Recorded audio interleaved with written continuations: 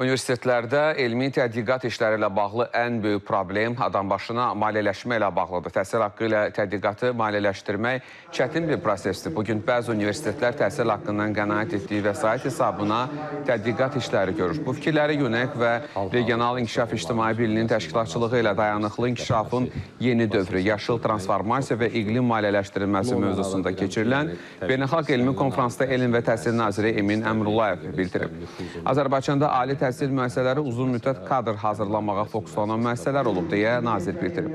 Qeyd edim ki, mayın 26-sına qədər davam edəcək Beynəlxalq Elmi Konfransın əsas mövzuları yaşıl iqtisadiyyat, bərpa olunan enerji mənbələri və iqlim maliyyələşməsidir. Tədbirdə iştirak edən 374 tədqiqatçı, 64-ü əcnəbi olmaqla ümumilikdə 83 ali təhsil müəssisəsi və tədqiqat mərkəzini təmsil edir.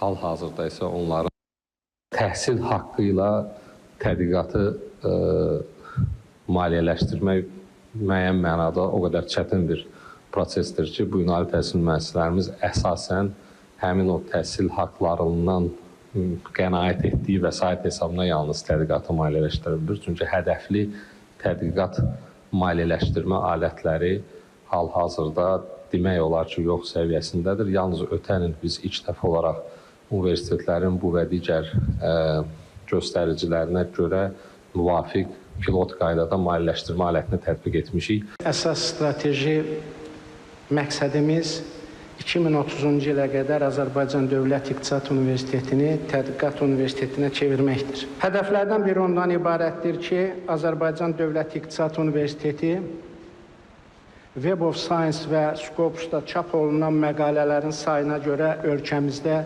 lider universitetlər sırasına yüksəlsin.